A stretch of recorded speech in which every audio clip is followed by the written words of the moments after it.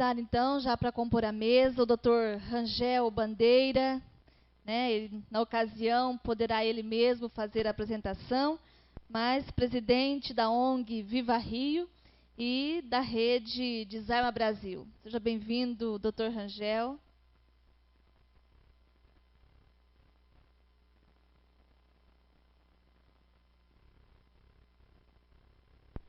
Convido Luiz Carlos Gagliardi, aqui pela comissão de organização deste evento, pelo Compass, também pelo Londrina Paseando, a quem eu já passo a palavra para que possa socializar a ideia brilhante dessa noite.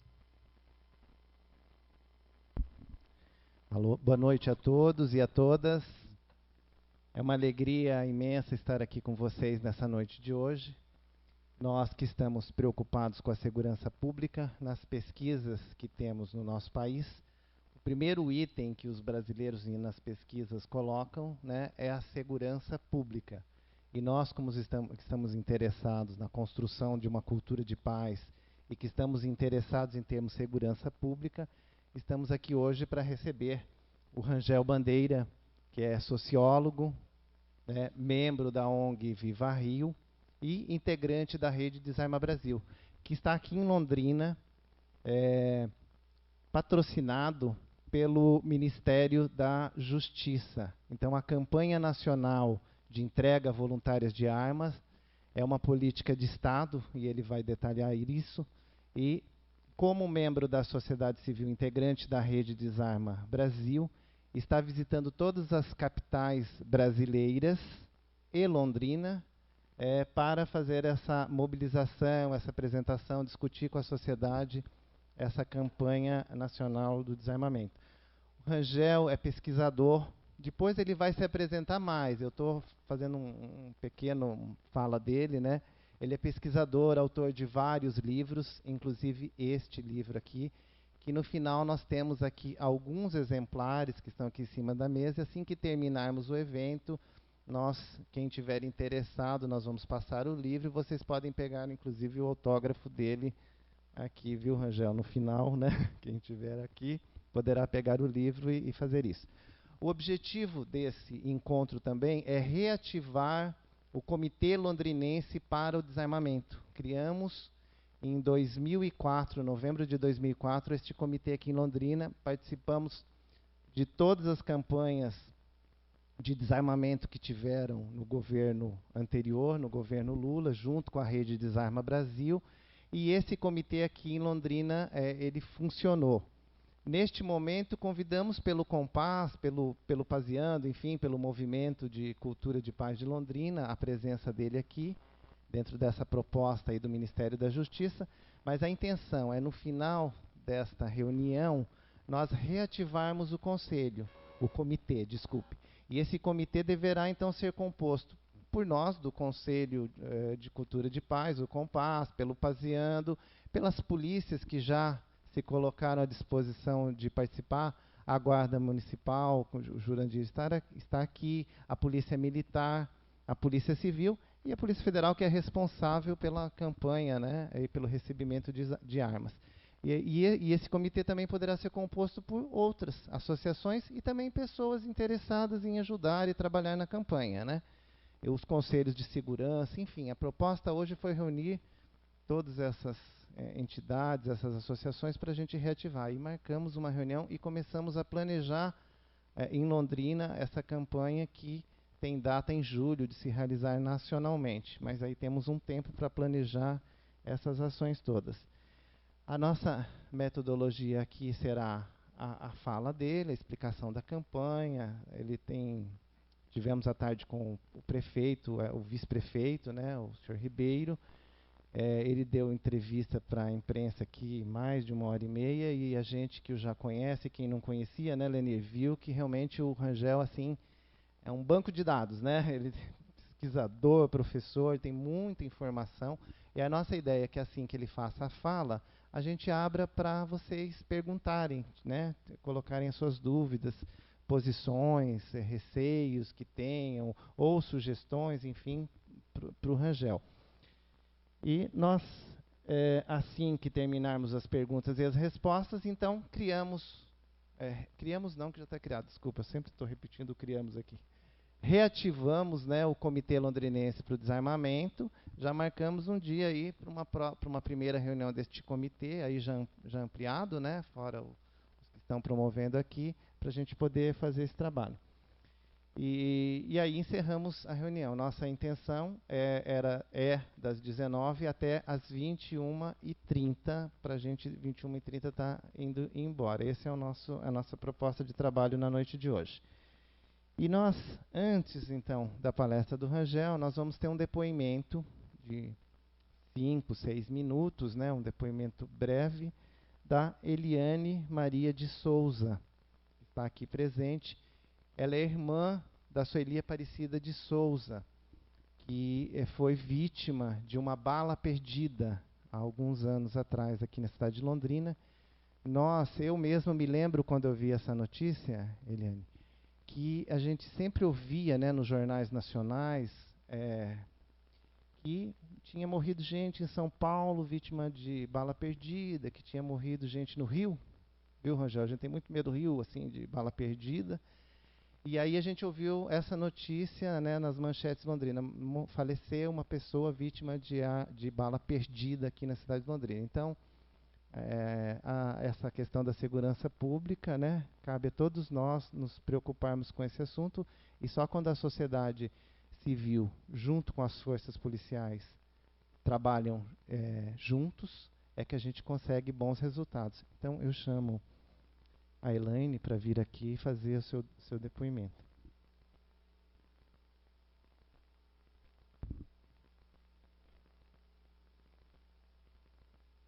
Boa noite a todos.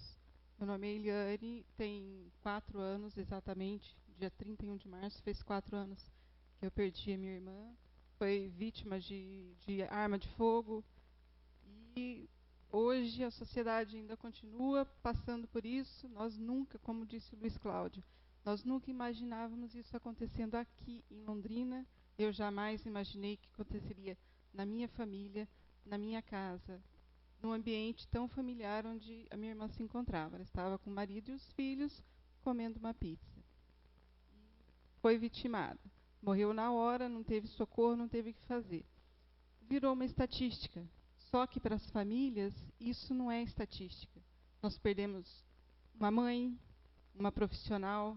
Na sociedade, ela tinha o seu lugar. Ela trabalhou 18 anos, os últimos 18 anos de vida, ela trabalhou pela saúde, porque ela trabalhava em um hospital. Então, ela fez o possível, trabalhava com muita dedicação pela vida. E ela perdeu a vida de uma forma tão violenta. Todos os anos, a partir daí, o hospital universitário, que é onde ela trabalhava, tem um movimento pela paz no dia 30 de março. Então, todos os anos, eles reúnem as crianças da creche do HU, e essas crianças fazem sempre uma apresentação muito linda, muito comovente até para as pessoas que se fazem presentes ali. E esse ano, especificamente, enquanto nós estávamos lá pedindo pela paz, tinha mais uma família chorando a mais uma morte vítima de arma de fogo, que era, acho que Rafael Godoy, né? Que faleceu na noite do dia 29.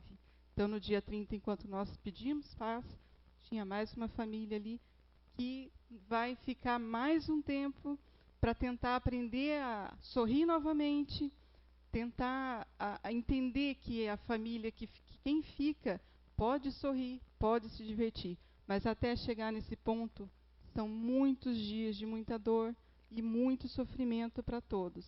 E nós não desejamos isso para ninguém. Então, enquanto a sociedade não se movimentar, não se unir, nada vai ser feito, porque não é só o político, não é só o presidente, só o prefeito, só o governador que tem que fazer. Nós temos o nosso papel, nós temos que fazer. É difícil, muito difícil para mim, estar aqui nesse momento, revivendo, rememorando tudo o que aconteceu.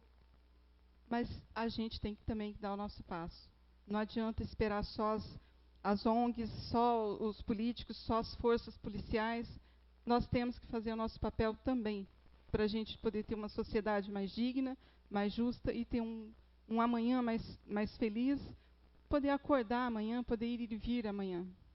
Obrigada.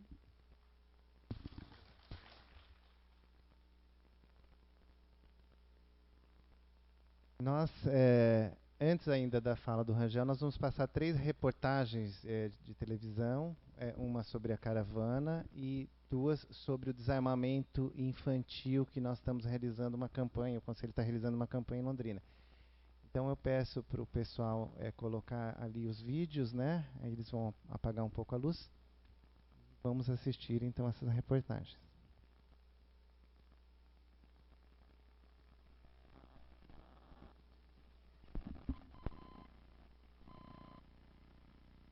Olha, a caravana do desarmamento que percorre o país passou hoje por Londrina. Numa audiência pública, o pessoal foi pedir apoio do prefeito para o incentivo a uma cultura de paz. Acompanhe aqui na reportagem de Derry Francis e João Ramondini.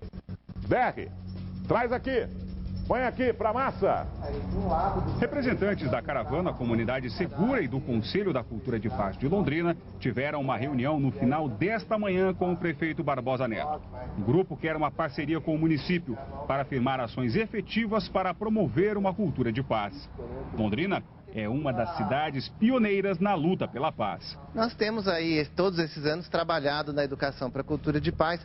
Sabíamos que era um processo a longo prazo e agora já começamos a colher os pequenos frutos disso e temos esse reconhecimento nacional. O prefeito Barbosa Neto se mostrou favorável à parceria e anunciou a criação de uma Secretaria de Defesa Social. Ainda depende até do próprio PRONASSE, que é o Programa Nacional de Segurança Pública com Cidadania, mas ao invés de ser até uma guarda municipal ou uma secretaria de segurança pública, nós queremos adotar já aquilo que a gente aprende com a cultura da paz, que é um nome proativo, um nome muito mais social, que é uma secretaria de defesa social, porque esse é o objetivo. A nossa guarda municipal, a nossa secretaria não vai ter o objetivo de fazer a violência, pelo contrário, nós queremos a paz. E acho que a defesa da sociedade, a defesa do município é a obrigação do prefeito e nós vamos fazer isso. Londrina é a única cidade não capital por onde a caravana Comunidade Segura está passando. A gente está nesse momento, esse ano, diante de um momento histórico na área de segurança pública, que vai ter uma conferência nacional de segurança pública em agosto. E o governo, pela primeira vez, o governo federal está chamando toda a sociedade para participar nessa discussão sobre segurança pública. Então a gente acha que temos que aproveitar desse momento para mobilizar a sociedade, para todo mundo participar e também qualificar esse debate. Temos que engrossar esse caldo aí, né? Engrossar isso aí. A partir das 6h30 da tarde vai ser realizada uma audiência com os representantes da caravana do desarmamento no auditório do Sim-Sul.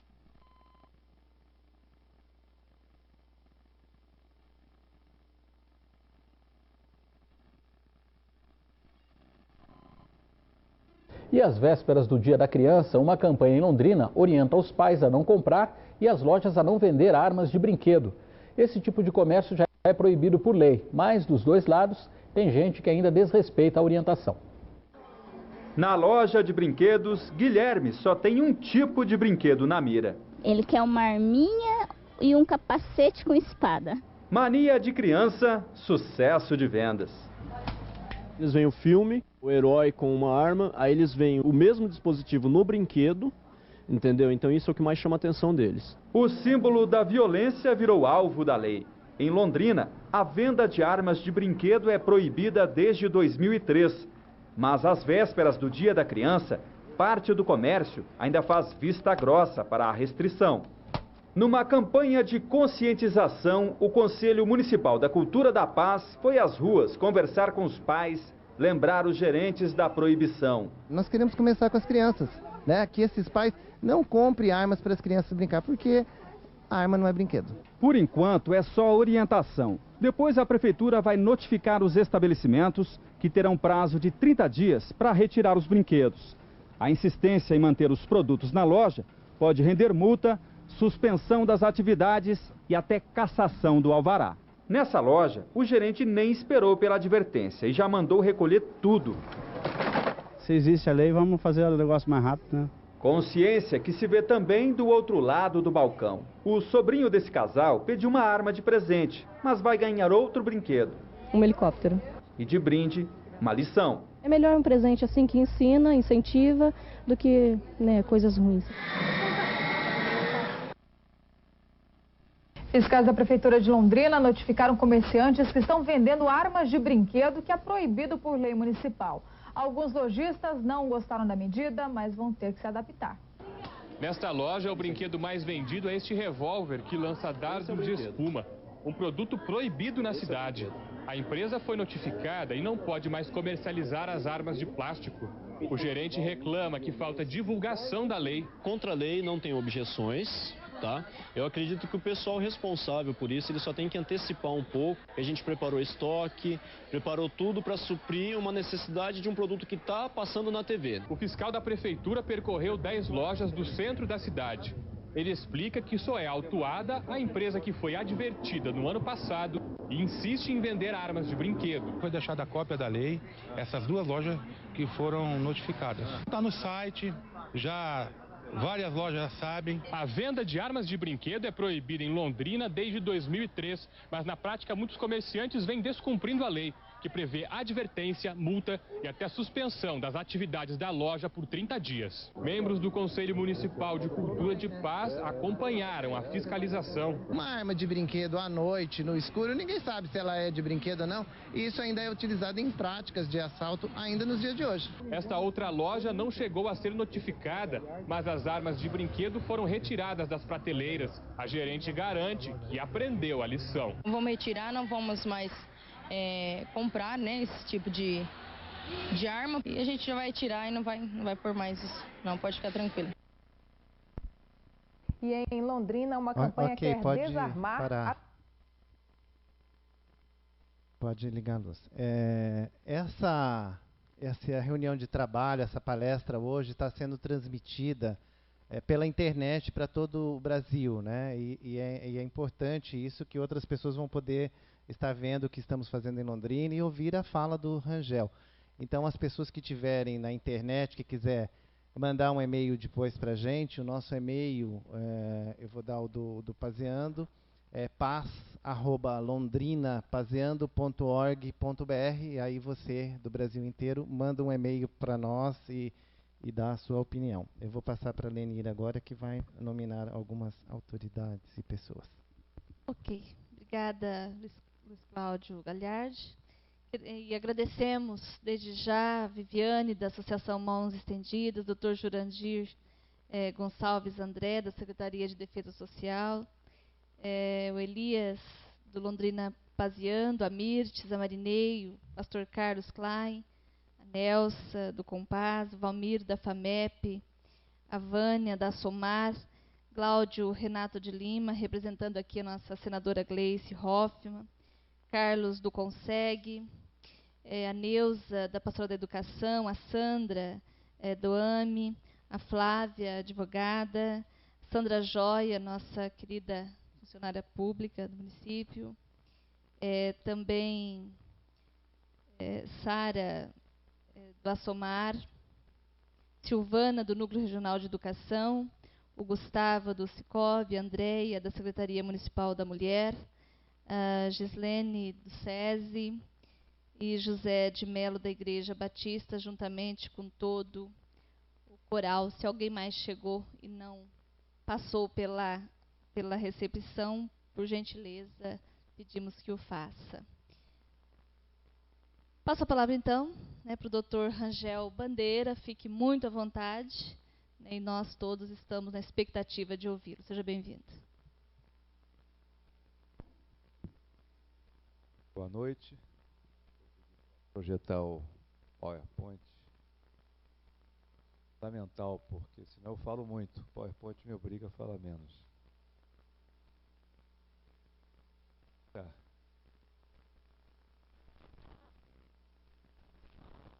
Bem, muito obrigado à vereadora Leni. Muito obrigado ao Luiz Cláudio, companheiro de muitos anos de luta por um país mais pacífico.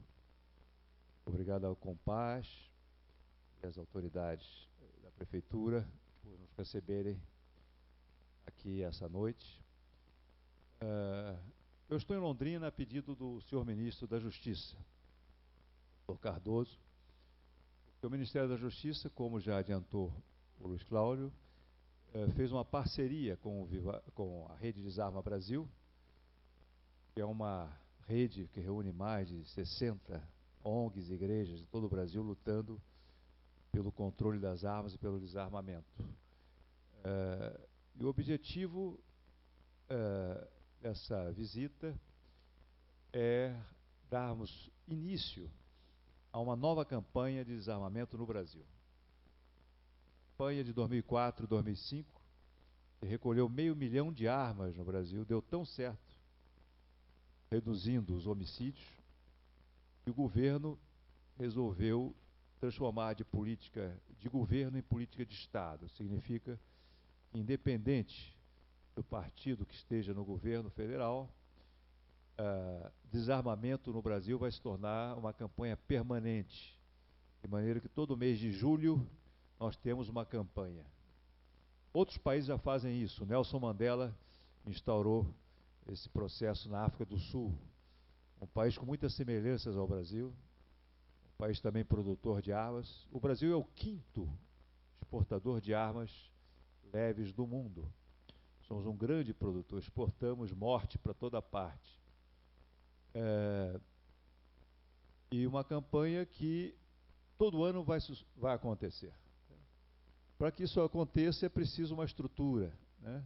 É preciso uma organização que permita que as pessoas sejam esclarecidas de por que devem se desfazer das suas armas, a não ser por razões realmente de força maior, do risco que representa uma arma.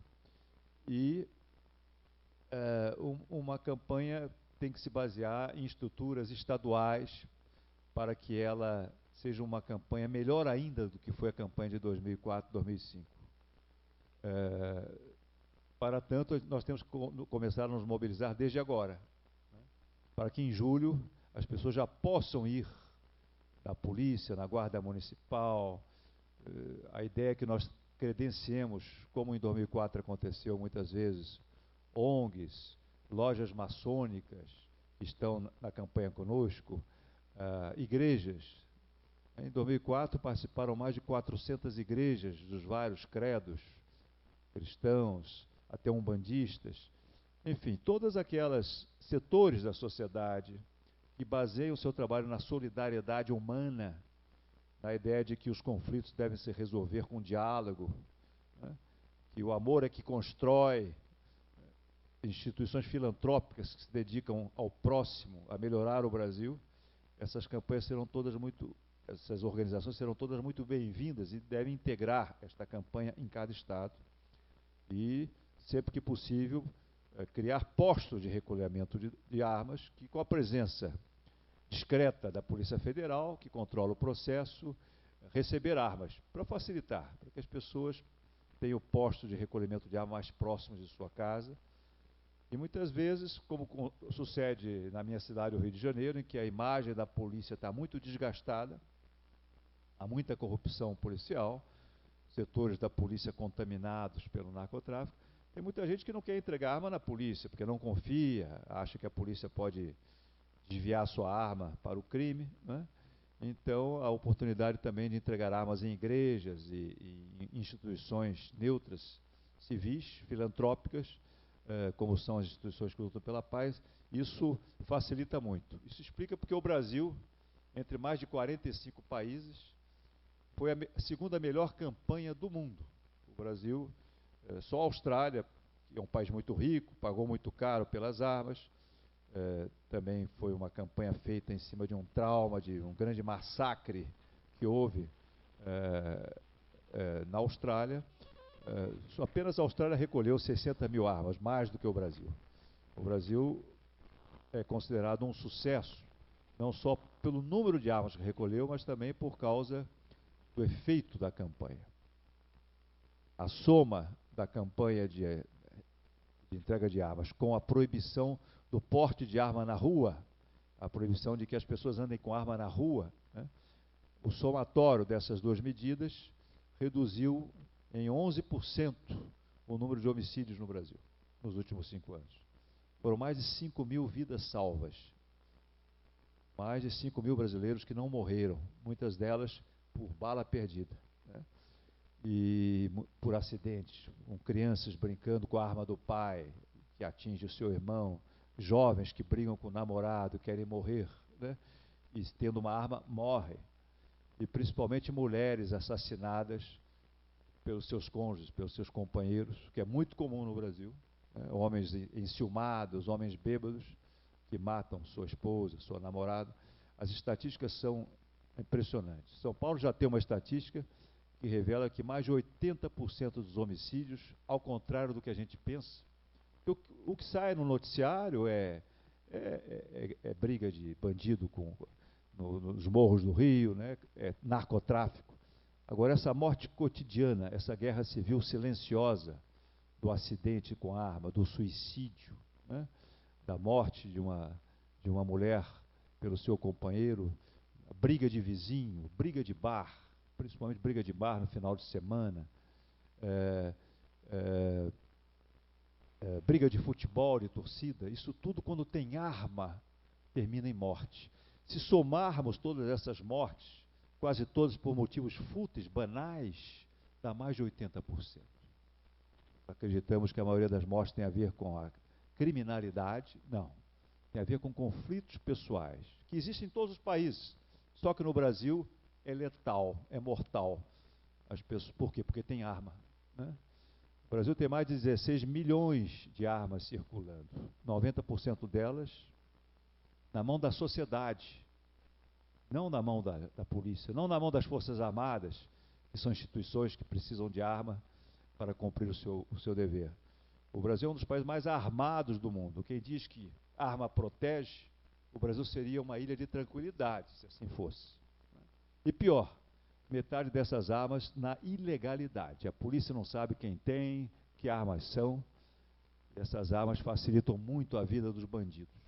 Esse é o quadro. É um quadro de descontrole, é um quadro de proliferação, como nós dizemos, em que há muita arma em mãos erradas, com uso equivocado, né, levando à morte de 95 brasileiros a cada dia. E olha que nós reduzimos. Quando começamos a nossa luta, quando aprovamos o Estatuto de Desarmamento, porque a nossa luta já tem 13 anos, mas em 2003 conseguimos mudar a lei, no final de 2003, e aí começaram algumas das medidas da lei, porque grande parte da lei continua no papel. Mas o que foi implementado melhorou. Eram mais de 100 brasileiros mortos por dia. Para vocês terem uma ideia, a Grã-Bretanha, que inclui a Inglaterra, todo o país, morrem 80 ingleses por ano. Um país mata por ano o que o brasileiro mata por dia. É um massacre. As estatísticas, quando eu levo nas conferências internacionais, as pessoas me perguntam: mas nós não sabíamos que o Brasil estava em guerra. Vocês estão em guerra contra quem? São estatísticas de conflito bélico. Tantos são os brasileiros que morrem. E morrem silenciosamente, e morrem por razões absolutamente idiotas, né, despropositadas. Não é que a causa seja a arma, mas a arma estando aí é o momento, né, do descontrole, em que a pessoa perde a cabeça. Se não tivesse arma, no máximo haveria uma agressão física, uma discussão. Mas quando há arma, eu me lembro de um debate no Congresso, nós estávamos lutando para aprovar a nova lei, a lei brasileira é muito boa, no papel, né, na prática ainda está longe de ser realizada, mas uma deputada muito conservadora, uma deputada que normalmente está contra a gente em tudo, ela pediu a palavra para dizer que se eu não tivesse uma arma em casa, o meu filho de 18 anos estaria vivo. Porque ele foi rejeitado pela namorada por telefone, era a primeira namorada dele, ele pegou o meu revólver e se matou. É o que o psicólogo chama de transtorno de conduta. É o momento, um segundo. Né? O marido que encontra a esposa com o vizinho, né? Acontece às vezes, né? Tem uma arma, a pessoa perde a cabeça. Briga de trânsito. Eu me transformo no trânsito, eu não me reconheço, né? Já xinguei tantas mães no trânsito, eu fico realmente, depois eu fico envergonhado de mim mesmo, mas as pessoas perdem a cabeça no trânsito, né? A presença de uma arma realmente transforma... Está falando? Ou sou eu que estou falando? Enfim, esse é o panorama geral, quer dizer, é muita arma, matando muita gente. Então a ideia é que nós continuemos, aprofundemos, né, essa campanha com conhecimento científico, né? Não o que eu acho aquilo outro. Pela primeira vez, o universo das armas está sendo estudado cientificamente, sabendo como é que a possível reação diante de um assalto, o que acontece com as pessoas quando usam armas, enfim, de onde vêm as armas que abastecem o crime organizado. Tudo isso é muito incipiente, muito inicial, começa a ser estudado no Brasil de forma científica, né, para que a polícia pública seja feita como é nos países avançados, nos países desenvolvidos. Política pública é baseada em pesquisa. A autoridade pública tem conhecimento real, não se baseia no que ele acha, né? Porque o achismo geralmente está equivocado. Então, eu rapidamente vou passar alguns slides aqui, pediria ao projetor que começasse, rapidamente, para dar uma ideia da situação das armas. Circulam no 110 países, a maior parte dos países, mais de 600 milhões de armas.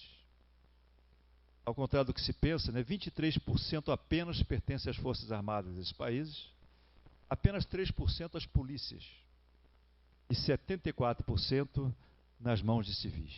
No Brasil é 90%.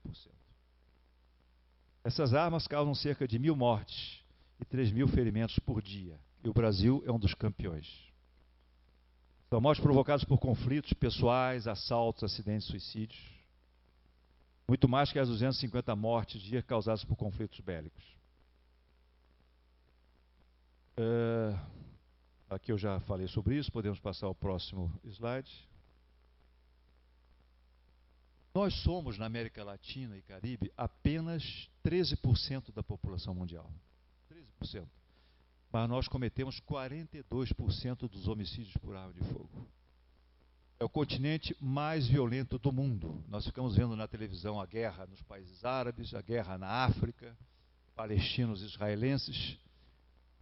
Nós não estamos em guerra, mas nós estamos nos matando muito mais. Tem alguma coisa errada na América Latina. Os estudiosos apontam duas principais explicações, além das questões sociais, das questões de injustiça social. É exatamente a proliferação de armas, né? Na Inglaterra ninguém pode ter arma, só a polícia pode ter arma, uma boa polícia, honesta, eficiente, né? Na América Latina é a questão da proliferação das armas e a questão também do despreparo das nossas polícias, né? Que recebem mal, são mal treinadas, a quem se cobra muito, né?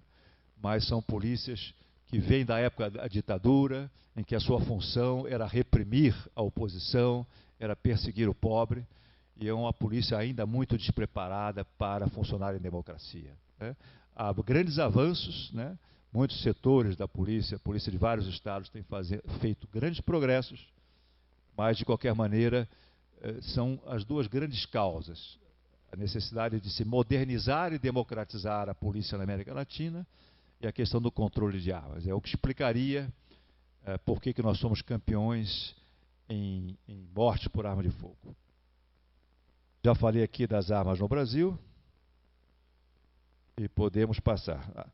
Aqui estão os países mais violentos do mundo quando se considera armas de fogo. São 13 países no continente americano. 13 países. 12 dos 13 países do mundo mais violentos, 12 estão na América. Isto é, apenas a África do Sul está fora do continente americano. Realmente é disparado o continente mais violento. O Brasil aparece aqui como quinto, porque temos uma população muito numerosa em relação à população. Mas se nós considerarmos os números absolutos, isto é, 36, agora são uns 34.300 homicídios por ano, é o maior número do mundo, né, em termos absolutos. Podemos passar? Aqui está a primeira e única pesquisa de armas no Brasil. Nós passamos anos fazendo essa pesquisa. Concluímos que circulam entre nós 16 milhões de armas, né? Já me referi a isso. Em grande medida, armas, mais de 7 milhões de armas ilegais.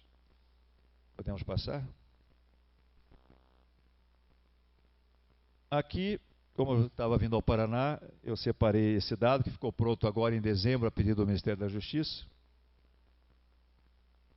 em que nós mostramos a crença de que a maior parte das armas dos bandidos são armas estrangeiras. O número de armas estrangeiras no Brasil, armas ilegais, não estou me referindo a armas de homem de bem, armas legais, das armas ilegais apreendidas, e nós estudamos mais de 300 mil informações de armas apreendidas pela polícia, a média de armas estrangeiras é de apenas 7%. 93% das armas dos bandidos são armas brasileiras. Munição, 99% munição brasileira. Portanto, as armas que matam, as armas dos assassinos, dos bandidos, são produzidas e vendidas aqui dentro. E chegam às mãos dos bandidos por falta de fiscalização e por falta de controle. Das lojas, do transporte, dos portos, das empresas de segurança privada, que são precariamente fiscalizadas, de setores corrompidos da própria polícia. Enfim, são inúmeros as fontes que abastecem o crime organizado. Todas elas têm autoridades responsáveis pela sua fiscalização. Não fiscalizam. Fiscalizam muito mal. Ou por negligência, ou por cumplicidade. Porque o negócio das armas e munições é milionário. Eles compram as autoridades que deveriam fiscalizar, né? Não fiscalizam. Comerciantes inescrupulosos que vendem, não interessa para quem, querem faturar, é o pecado da cobiça, né? E essas armas que vendem acabam vitimando as nossas próprias famílias. Paraná, voltando um pouquinho, o Paraná está aqui, 70%. Portanto, o Paraná tem cerca de... Tem duas fontes, a Polícia Federal, o Sinarme, e a própria Secretaria de Segurança aqui do Estado. Segundo a Polícia Federal, o Paraná teria cerca de 8,4% de armas estrangeiras na ilegalidade. Próximo. Aqui estão as armas estrangeiras mais frequentes, né? 60% são armas norte-americanas, um país que defende de forma absurda, né, o livre comércio, não importa de quê, né? Então são os maiores exportadores de armas do mundo e vendem para quem quiser comprar. Seja bandido, seja, enfim, pessoas de bem. Em seguida vem a Argentina e Espanha. Podemos passar?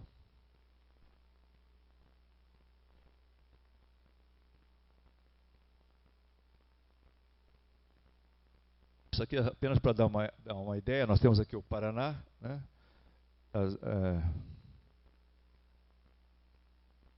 Essas foram as armas registradas, isto é, legalizadas no Paraná, segundo a Polícia Federal, né? Nós temos, então, pessoas físicas, nós temos segurança privada. Eu estou deixando aqui, principalmente para as autoridades da polícia, né, nossa pesquisa por extenso, com toda a explicação, né? Isso pode ser muito útil ao trabalho de vocês. Aqui eu não vou me alongar, porque seria um pouco técnico demais e o auditório não está para isso. A próxima. Bem, nós resolvemos mudar a lei brasileira. A lei brasileira era permissiva, não controlava coisa nenhuma, foi feito sob encomenda da indústria de armas e munições, e foi uma luta difícil, porque o Congresso Nacional, em sua maioria, não estava disposto a mudar nada. Por quê? Porque, e elas não escondem de ninguém, a indústria e o comércio de armas financiam a campanha eleitoral de muitos deputados e senadores, né? E deputado e senador precisa de dinheiro para a campanha e precisa de voto, né? O dinheiro vinha da indústria de armas. Como nós não conseguíamos mudar a lei, nós resolvemos, vamos partir para a sociedade, vamos explicar ao povo brasileiro o que está acontecendo no país. Foi aí que começamos as nossas primeiras pesquisas, né? Mostrando que eram as armas brasileiras que estavam matando, o descontrole, a corrupção. E essa campanha, que durou vários anos, culminou com a aprovação do Estatuto, porque a opinião pública se mobilizou. Nós fizemos marchas em cerca de 8 capitais do país. Aqui está a última marcha, foi feita em Copacabana, no dia mais frio do ano, chovia muito, mas levamos 50 mil pessoas a Copacabana. E nós tínhamos conseguido convencer um dos novelistas da TV Globo, que estava levando uma daquelas novelas cheias de intrigas e paixões e traições, Mulheres Apaixonadas, não sei se vocês se lembram, mas esse Manuel, não sei quanto, que é o roteirista, ele sempre bota alguma causa social, né, para que a novela não seja apenas um passatempo, mas para que as pessoas aprendam alguma coisa. E ele ficou sensibilizado com a questão das mortes por arma de fogo, chamou e introduziu o debate, né? Então, de repente, os personagens estavam discutindo na novela a questão das armas, discutindo de forma séria. Alguns defendiam o uso de arma, outros eram contra. E no final, uma daquelas artistas bonitas da novela disse para a outra: o Viva Rio está promovendo uma marcha no domingo para mudar a lei. Por que a gente não vai à marcha? Vamos todos e tal. E foram, né? Então muita gente está aí pelas armas, mas também teve muita gente que foi lá para ver os seus astros, né? Os rapazes e as moças bonitas da novela, né? E no dia seguinte, 2 dias depois, a própria novela era a marcha. A marcha fez parte da novela. Levou um debate muito grande nos lares brasileiros, todas as famílias que veem a novela, quase todas, passaram a discutir o problema seriamente, baseado em informação, né? Sem paixão, sem ideologia, discutir as coisas como são, não como é na televisão, que é pura fantasia, né? Filme de Hollywood e tal, o cara mata, atira em 15, né? Como ele está do lado do bem, ele ganha sempre, né? Na realidade, geralmente é o oposto, né? Eu sei que esse grande debate promovido pela novela, em seguida, o governo fez uma pesquisa nacional e deu que 82% dos brasileiros era a favor da mudança da lei. Queria controle de armas, queria desarmamento voluntário. Aí voltei eu ao Congresso Nacional, onde eu era considerado o chato, todo mundo fugia de mim. De repente, como os votos estavam do nosso lado, eu já não tinha nem tempo para atender tanto senador e tanto deputado que queria conversar comigo. Eles viram que a população estava pelo desarmamento, né? Como eles precisavam de voto, eles então votaram a lei, e é um belo exemplo de como a população, a mobilização popular, pressiona os seus representantes e os força, né, a votarem uma lei no interesse que o povo quer, e não com os interesses de algumas indústrias de armas e munições querem. Esse episódio é estudado em muitas faculdades de jornalismo pelo mundo, né? Como no Brasil, a mobilização popular, muito através de meios de comunicação, de novela, mudou a atitude do Congresso Nacional no país e votou uma das leis que hoje é imitada por muitos países. Tem 8 países na América Latina mudando a sua legislação de armas, tornando mais restritiva, e que tomaram como inspiração a legislação brasileira. Então, foi uma luta difícil, mas valeu a pena. Próximo. Isso aqui é Aracaju, só para dar um exemplo de marchas, foram em 8 capitais diferentes. Antes da aprovação da lei, ainda no processo de debate, as Nações Unidas, a ONU, fez uma grande conferência para discutir a questão das armas, da proliferação, do combate ao tráfico ilícito. Nós estivemos lá, participando da delegação brasileira, e a ONU fez um apelo para que as armas que a polícia já tinha apreendido, que ficam nos estoques da polícia, às vezes dos fóruns, muitas vezes desprotegidos. No Rio nós temos um depósito central de armas e munições, eram armas pelo chão, munição pelo chão. Depois nós vimos por que essas armas não estavam organizadas. porque tinha um delegado lá que ficava depois do expediente e desviou mais de 10 mil armas. Né? Esse está preso, o delegado Brunet. Quer dizer, um policial corrupto vendendo arma para os bandidos matarem os seus companheiros de farda. Né? Um traidor. Né? Então, é o perigo de ter armas em estoques. E para quê? Armas velhas funcionam, matam. Né? Mas a polícia, o Brasil é grande fabricante de armas, a polícia está com armamento novo, não tem que estar usando arma de bandido. Né? Então a ONU dizia, não guardem estoque, porque as armas acabam sendo desviadas, roubadas. Tem estados que nós vimos até policiais corruptos alugando a arma para bandidos e tudo mais. E incentivou a destruição pública de armas. E aqui nós fizemos a maior destruição de armas já feitas no mundo. Destruímos aqui no aterro do Flamengo, ali no fundo vocês têm a Igreja da Glória, nós destruímos num dia 100 mil armas que deixaram de matar. Né? Foi uma operação feita pelo Exército, com a colaboração da polícia e organizada por nós. Seguinte. Isso aqui foi a filha de uma colega da nossa ONG que, por acaso, não vê bem, mas ela tem uma flor na mão e ela caminhou. E essa foto correu o mundo, porque é uma foto muito significativa. Né? A inocência de uma criança com a pureza de uma flor caminhando em cima de instrumentos de morte. Né? Nós seguimos fazendo destruições, aqui já é no governo da Benedita, em frente ao Palácio do Governo. Aqui nós destruímos 10 mil armas em 2002. É uma prática que, infelizmente, o Exército abandonou. Quer dizer, todo ano destruir publicamente. Né? Porque isso é pedagógico, isso faz as pessoas debaterem o problema das armas. Próximo. A imprensa reclamava muito, vamos fazer destruição de arma outra vez? A imprensa sempre quer novidade. Né? Então, bem, aí eu me lembrei que no Congo, na África, eles tinham feito uma fogueira com as armas. Né? O problema é que muita arma, a polícia sabe disso, mas os leigos não sabem, muita arma, às vezes a pessoa dá o tiro e a bala fica presa dentro do cano, não sai. E no Congo eles não tiveram a precaução de não só desarmar os fuzis, mas de verificar o cano. Então a fogueira no Congo, quando começou a queimar, disparava para todo lado. Né? Não morreu ninguém, mas eu vi o vídeo, era gente pulando para todo lado, aquilo pipocando.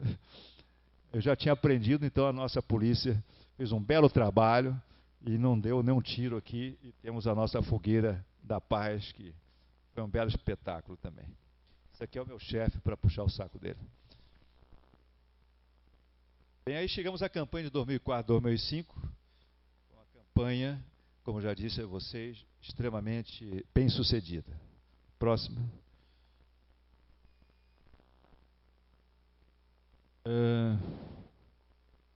Pode passar a seguinte. Isso aqui é um policial dentro do Viva Rio. Ele está exatamente, a arma ao ser recebida, ela é identificada. Né? Nós temos um manual que ensina como classificar uma arma, para que se saiba que arma está sendo entregue, que arma está sendo destruída. Nessa sala aqui foram destruídas 15 mil armas. Próximo. Aqui é uma invenção brasileira.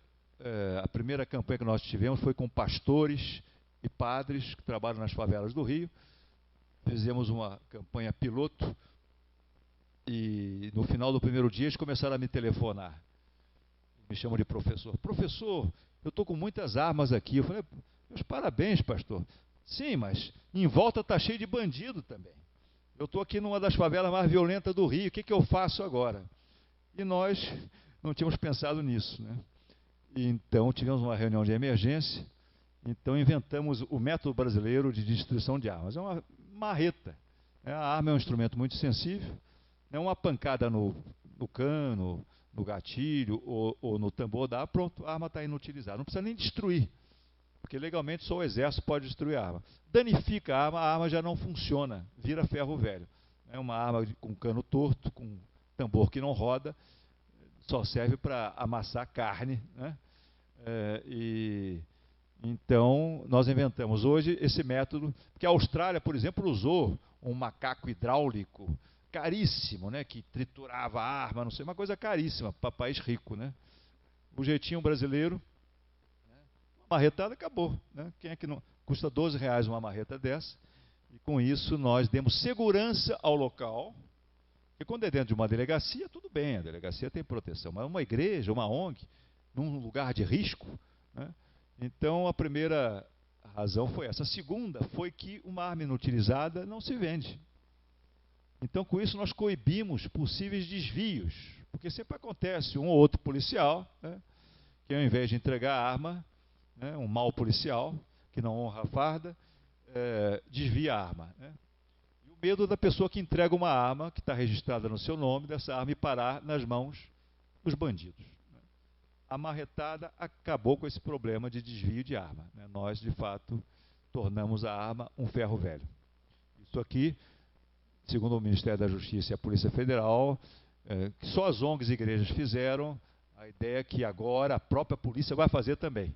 Eu soube que tem até foto aqui, que aqui a polícia fez. Londrina é muito avançado, se comparado com outros estados brasileiros, em que realmente há muito atraso, muita má informação, e as pessoas resistem a se modernizar, a mudar. Próximo. Aqui já é Londrina, eu pedi emprestado ao Galhardi, ao Luiz Cláudio, alguns slides, né, para mostrar as belas campanhas que vocês fizeram aqui. A próxima. Aqui é o que eu falo, vocês veem, não sei se é guarda municipal, é polícia militar. Polícia militar, né? Olha só, uma marreta, ele botou um trilho embaixo, né? O importante é ter um metal embaixo, porque senão a arma, como é metal, ela acaba arrebentando o que está embaixo, né? Coisa simples, deu uma marretada, acabou. E a arma já deixa de representar perigo para os outros, né? Em seguida, aí era uma foto aqui. Olha só. Era um exemplo que eu escolhi, tem até alguns presentes aqui, de policiais e membros das igrejas e da sociedade civil. Nós estamos em Londrina porque Londrina é um exemplo de como as autoridades de segurança pública trabalham em parceria com o apoio da sociedade civil. Isso é importantíssimo, né? A gente toma muito como modelo os Estados Unidos. Os Estados Unidos, há 30 anos atrás, era um modelito que alguns ainda querem seguir. É o modelo do policial Rambo, exterminador, violento, né? A violência só aumentou nos Estados Unidos. Hoje, os Estados Unidos está numa política oposta. É o policiamento comunitário, é o policial sensível, respeitado pelos moradores, conhecido pelo morador de bairro, é o policial que tem a simpatia e, portanto, o apoio da população. E esse policial se torna muito mais eficiente, porque ele vai receber informação. A boa polícia é a polícia que trabalha com boa informação, que se antecipa ao crime, à denúncia do povo, de maneira que evite que o crime ocorra. E não aquela política burra que só pensa em repressão e que só chega atrasado, só chega quando o crime já aconteceu, né, para reprimir, para matar. Evidente que há o momento da força, muitas vezes a necessidade do uso de arma por parte da polícia, mas a polícia moderna, a polícia eficiente, ela trabalha com inteligência. Ela só vai usar a força em último caso. E com isso ela ganha o apoio da população, somente da população pobre, que passa a ser respeitada, né? Então, os Estados Unidos é bem um modelo de como mudou essa concepção, essa ideia de armar cada vez mais a polícia e só pensar-se na operação violenta da polícia, realmente é um grande atraso. Seguida. Aqui alguns dados da campanha anterior que vai prevalecer. Quer dizer, a campanha é anônima, ninguém tem que dizer o seu nome. Isso é para que pessoas que tenham armas ilegais não tenham medo de entregar suas armas. Nós queremos armas ilegais. Quanto mais ilegais, melhor tirar e destruir, né?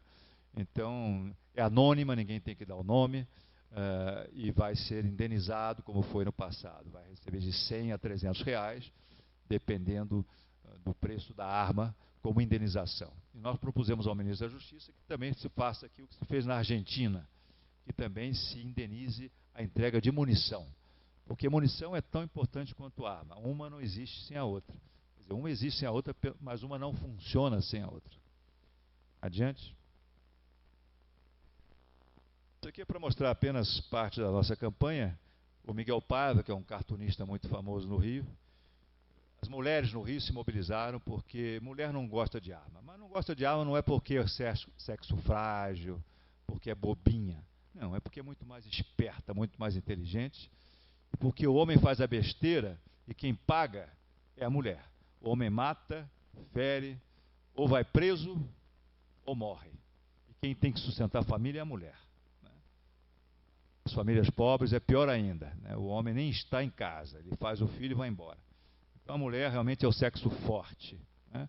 E ela sabe que arma é um atraso, arma tem a ver com essa cultura boba que nós homens aprendemos. Eu falo isso porque eu já fui instrutor de tiro do Exército, eu já tive 3 armas. Né? Então, a minha posição contra as armas não é uma coisa ideológica, não é nada disso. Eu aprendi na vida, estudando, vendo como é que os outros países operaram, que realmente a arma realmente é um grande risco. Só quem realmente está capacitado a tê-la e deve tê-la por profissão, que vale a pena. E o Miguel Paiva, então, fez esse desenho para a campanha das mulheres. Na ocasião, o Washington Oliveto, que é o mais famoso publicitário brasileiro, foi sequestrado em São Paulo. Sequestro por dinheiro. E acabou sendo solto, né? Quando saiu de lá, nos ligou, dizendo, olha, eu fui vítima da violência, realmente, eu não posso ficar apenas pensando em ganhar dinheiro. Eu tenho que fazer alguma coisa pelo meu país. E eu quero colaborar com essa campanha de desarmamento. Aí apareceu lá no Viva Rio, eu mostrei as coisas que nós fazíamos na área dele, ele viu o desenho do Miguel Paiva, e para raiva do Miguel Paiva, melhorou o desenho do Miguel Paiva e transformou a bala e o batom num só objeto, né? Que é uma bala-batom. Né? Arma não, ela ou eu. A campanha foi muito feita pela Fernanda Torres, por aquelas artistas todas de televisão, todos trabalharam voluntariamente. Eu tenho até um vídeo, se houver interesse, pode se mostrar depois, ela mostrando para os homens. Né? Se você quer me namorar, sem arma, porque não vem que não tem. Quer dizer, a arma é um atraso. Né? Isso pegou muito na juventude lá no Rio, porque foi uma campanha feita com muita malícia, e jovem gosta de malícia, né? Jovem não gosta de nada trágico, né? A ideia de que homem não precisa de arma para provar que é macho, né? No fundo, a mensagem que elas passavam é isso. Homem que precisa de arma é que não é muito seguro, né? Está precisando compensar. Vamos lá. São os resultados da campanha 2004-2005, olha só, quase 500 mil de armas entregues. 2008, 2009, a polícia trabalhou sozinha, trabalhou bem, coitada, mas a Polícia Federal tem muito pouca gente, recolheu apenas 30 mil armas. Só a minha ONG recolheu a metade disso. Né? Efeitos, a redução de mais de 11%, já falei disso. Aqui são a redução dos homicídios em São Paulo e no Rio, né, nos últimos anos. São Paulo já está agora em 70% a redução dos homicídios em São Paulo. Uma combinação de campanhas intensivas de desarmamento, melhoria das condições de trabalho da polícia, aumento de salário, tecnologia, proibição do porte de arma. Violência é um problema complexo. Exige soluções complexas. Não tem uma solução. Não é apenas o desarmamento, não é apenas melhorar a polícia, é tudo isso. É uma soma de fatores. Segurança pública, como saúde pública, custa caro, mas vale a pena. Vale a pena. A saúde pública se diz que R$1 investido em saúde, né, poupa R$4 que serão gastos depois para curar as pessoas. A segurança pública, o cálculo não foi feito, mas deve ser muito mais do que isso. Isto é caro, mas é muito mais caro, né, as consequências de não se ter uma boa segurança. Próximo slide. Aqui é a queda, segundo as nossas pesquisas. Não só caiu, como nós invertemos o aumento da violência. Os estatísticos dizem que a queda real não é de 11%. A queda real é de 27%. Tem que se somar não só o que caiu, mas o que deixou de subir. Vocês veem, né? 2003 é exatamente a aprovação do Estatuto de Desarmamento. De lá para cá, a queda. Próximo. Aqui está o resultado da campanha de 2004, 2005 e a campanha de 2008, 2009. O Paraná se saiu muito bem. O Paraná fez uma campanha antes da campanha nacional. Na época era o governador Requião. Ele nos chamou para nós acompanharmos a campanha. O governador gosta muito de arma, gosta muito de atirar, mas é totalmente a favor do desarmamento voluntário. Ele acha que quem tem arma em casa e não quer ter arma, deve ter o direito, né, e um incentivo para se desfazer dessas armas, né. Então o Paraná começou antes e o Paraná se posicionou aqui em terceiro lugar, parece, em relação aos outros estados no recolhimento de armas. Foi uma bela campanha e vamos ver se novamente o Paraná sai na frente. A próxima. Nós apoiamos também muito a campanha da Polícia Federal em 2008 e 2009 para que quem tem arma legalize a sua arma. Podemos ter pessoas com armas ilegais, estão cometendo um crime passível de mais de 2 anos de prisão. Então fez-se uma campanha de 2 anos, praticamente, em que as pessoas foram isentas de taxa, o registro de arma não sai por menos de R$300, as pessoas puderam registrar suas armas de graça, foram incentivadas, e com isso nós tivemos milhares de armas legalizadas. Quer dizer, se o cidadão é de bem, ele tem que ser coerente, ele tem que sair da criminalidade, da ilegalidade, que é ter arma ilegal em casa, né? Quem não fez isso na época adequada, não pode mais, né? Agora, se ele for querer legalizar uma arma ilegal, ele vai ser preso, né? Porque ele perdeu todas as oportunidades que lhe foram dadas. O seu único recurso agora é entregar a sua arma. Se ele quer ter arma legal, ele vai ter que comprar outra e regularizar. Mas a arma velha ele vai ter que destruir, né? E é bom porque se ele for pego, ele vai preso. Outro. Bem, isso eu já falei. A campanha sendo transformada em política de Estado. A parceria do governo. Podemos passar para outros slides.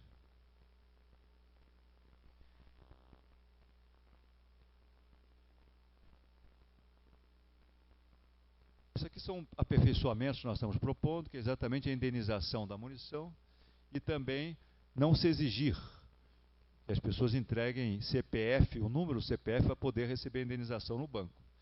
Isso é uma contradição. Se a campanha é anônima, como é que eu vou mostrar meu CPF? Na verdade.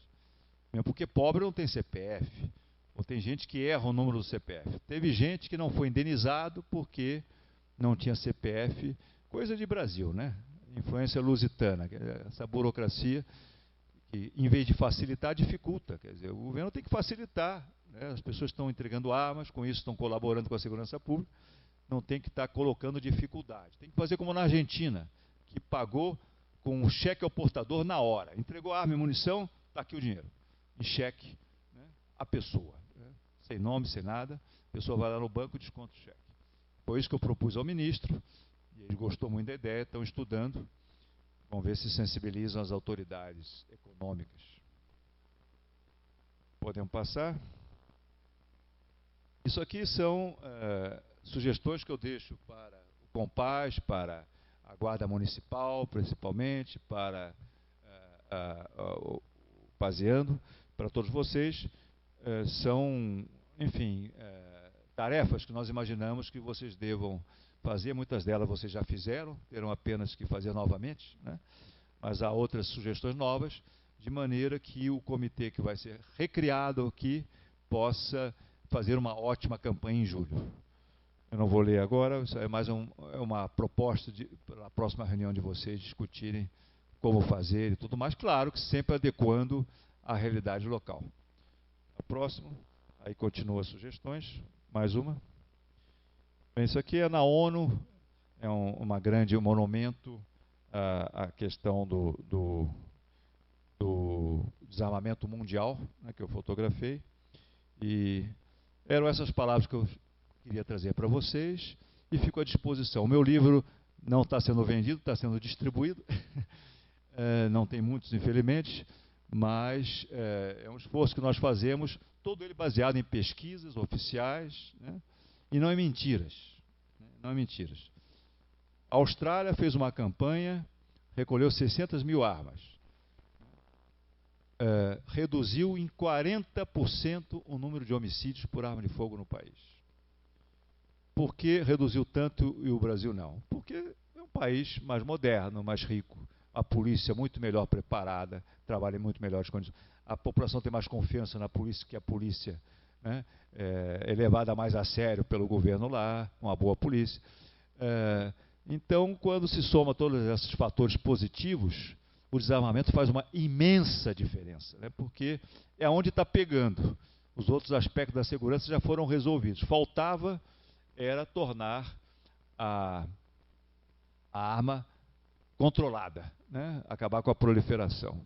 O Canadá fez a mesma coisa, também chegou a quase 40% de redução de homicídios, né. Eu andei falando isso durante a campanha, baseado na pesquisa do governo da Austrália. Pois teve uma revista muito importante no Brasil, né, não vou falar, mas vejam a revista, né, uma revista que, por acaso, ocupa um prédio que pertence à Companhia Brasileira de Cartuchos, e que, em troca de um ano de não pagar aluguel, publicou um número, na época do referendo, todo ele a favor do comércio de armas, né? É impressionante a falta de escrúpulos, né? A manipulação das informações. Pouca coisa feita por brasileiros. Eles se dizem muito nacionalistas, tudo copiado dos americanos, da indústria de armas dos Estados Unidos, a National Rifle Association. Eu acompanho pela internet, eles que se dizem nacionalistas, chuparam tudo dos americanos, todas as distorções. Só vou mencionar essa, né? Eles fizeram uma matéria sobre a Austrália, dizendo que na Austrália havia aumentado em muito os homicídios por arma de fogo. Uma mentira descarada. O embaixador do Canadá no Brasil escreveu uma carta desmentindo. Me pergunta se a revista publicou o desmentido. Nunca, né? Então, aí você vê os fortes interesses que estão por trás da indústria de armas e munições. Mas interesses privados, particulares, né, que servem apenas para enriquecer alguns, não podem ser mais importantes do que a segurança da população brasileira. Se trata de salvar vidas, né? Não é um detalhe, não é uma coisa secundária, não é apenas um capricho, né? Não há coisa mais preciosa do que a vida. De que adianta lutar por educação, por saúde, por habitação, se os jovens, principalmente jovem homem, estão morrendo. É como se fosse uma guerra. Como dizia a Fernanda Torres no filme, né? Daqui a pouco vai faltar homem no Brasil. Já está faltando, né? A percentagem de mulher no Rio é muito maior do que a de homens, né? Quer dizer, é um massacre, né? É uma coisa absurda, é anticristão, é anti qualquer princípio. Nós não podemos pôr o lucro de algumas empresas acima da segurança dos brasileiros. Muito obrigado pela atenção de vocês.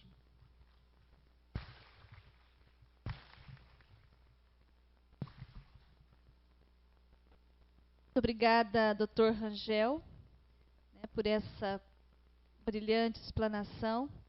E certamente teremos muito mais ao longo do debate que agora começa.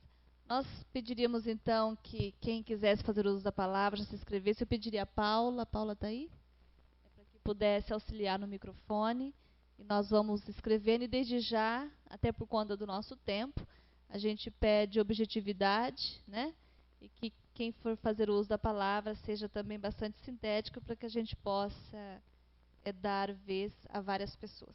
Quero agradecer também a presença do Valmir, da FAMEP, da Maria Tereza, da Sarali, da Somar, da nossa Elvira, nossa fotógrafa, do Ederson, técnico da casa, também da Paula e da Rejane, que está na assessoria.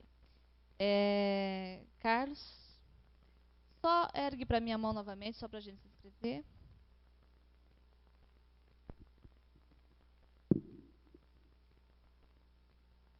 Carlos Zapata.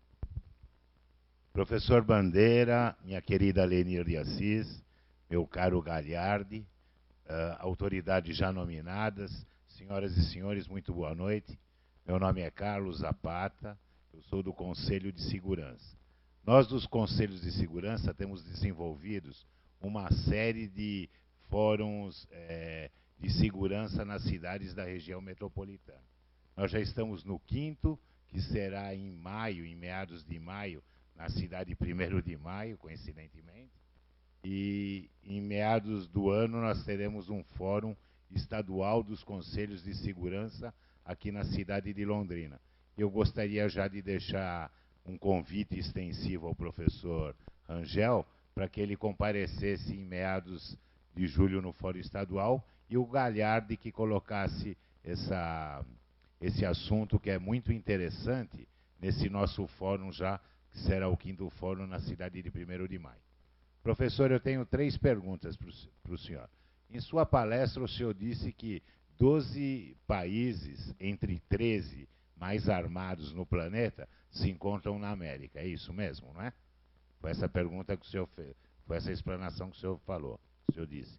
Eu gostaria de saber o seguinte, a primeira pergunta. O senhor acha que isso é por falta de fiscalização, é problema socioeconômico ou é um fator de educação? Posso fazer a segunda também? Em quanto tempo o senhor acha que a gente conseguiria, com essas campanhas que o Compass vem fazendo, de desarmamento, que nós atingiríamos o ponto ideal? E mais um assunto só, eu acho que a imprensa, como ela anuncia muito só o que vende, ela atrapalha muito qualquer ação que a gente queira fazer, puxando para a paz. Eu gostaria que o senhor desse sua opinião sobre isso. Obrigado, é o que eu tinha a perguntar. Boa noite.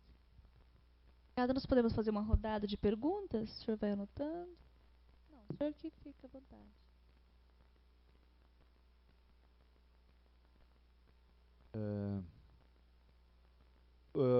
São os 13 países com o maior número de homicídios por arma de fogo. Há país africano também com muita arma, né? Mas são os países dos 13 com o maior número de homicídios, 12 estão no continente americano, porque inclui os Estados Unidos e o México, que são a América do Norte, que são países extremamente violentos, né? Desculpe, mas a questão, a razão disso, né? Nós apontamos 2 aspectos, né? A falta de controle por parte de autoridades muito corrompidas pelo comércio e pela indústria de armas e munições, que não cumpre o seu dever, não cumpre a lei, né? E nós atribuímos também a um problema cultural, né?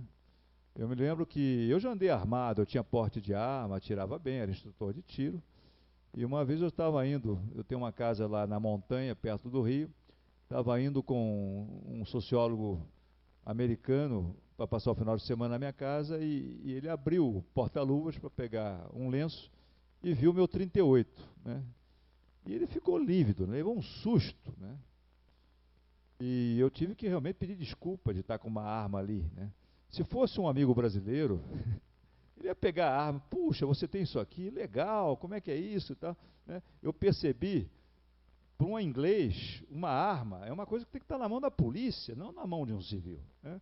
Ter uma arma dentro de um carro, o carro que eu levava a minha filha de 7 anos, imagina, né? Isso mostra a mentalidade diferente, né? Nós fomos muito educados na base de que ser homem é usar força, né? E não a inteligência, a sensibilidade, né? Então, nisso a gente vê como a América Latina é muito avançada em muita coisa, mas algumas coisas nós somos muito atrasados, né? O homem democrático da sociedade moderna é o homem que trabalha com a inteligência, com a sensibilidade, né? Nós ainda temos muito modelo das sociedades antigas, agrárias, sociedades guerreiras, né, de que o homem era a força, né, para proteção, né? Isso é passado, né? Hoje em dia a força está muito associada ao crime, né? Eu digo isso, por exemplo, a Espanha, que foi um país com mais de 40 anos de ditadura, tem uma cultura muito parecida com a nossa, fez uma grande campanha para mudar a cabeça dos homens na Espanha e mudou, né? Diminuiu muito a violência contra a mulher, contra as crianças, porque o espanhol, aquela coisa de toureiro também, parecia um gaúcho, né? Aquela coisa de homem que é homem, né? Bate, dá porrada, né? E realmente isso está mais a ver com a pré-história do que com uma sociedade moderna e democrática, né? E a última pergunta eu já me esqueci, foi...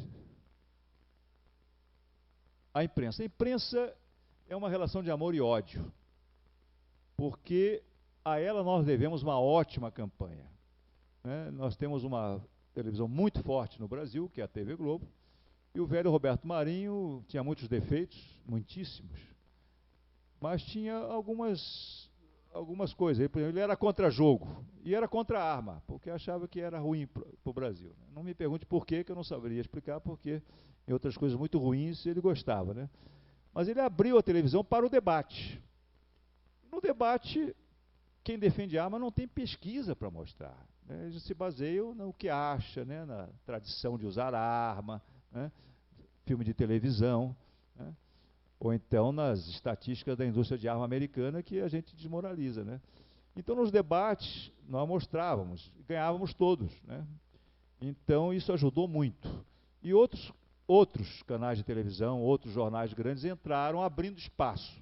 Então, numa sociedade de massa como o Brasil, mudar a mentalidade é muito diferente. Vocês se lembram a luta que foi convencer o brasileiro a usar cinto, né, de carro, não queriam, né? Os taxistas no Rio passaram a comprar camiseta branca que já vinha com um cinto pintado, para fingir que estava usando cinta de segurança, né, para não ser multado, né? Cabeça do carioca, né? Então, até que o Brasil se convenceu, né, que você corre 70% mais risco de morrer numa colisão se não tiver cinto. Hoje é automático, né? Agora, mudar isso não é fácil, né? Mudar hábito é dificílimo, né? Então, nesse aspecto, sem os meios de comunicação, a gente não consegue mudar. E ideologia no sentido de ideias equivocadas, a gente só consegue derrubar, quando elas estão muito enraizadas, é com fatos da realidade, com conhecimento científico, né, mostrando o que é, para a pessoa realmente ver, né? Nós temos muita gente no movimento contra as armas, por quê? Muita gente que teve vítimas na sua família, né? Para mudar foi preciso, né? Eu tenho um empresário em Recife, cuja irmã está paralítica, né? Hoje é um dos maiores defensores de arma, antes tinha até fuzil de guerra em casa, né? Infelizmente ele teve que sofrer na carne para aprender, né? O que significa Recife, que é uma cidade muito violenta. Então, eu já fui tão longe, eu já me perdi.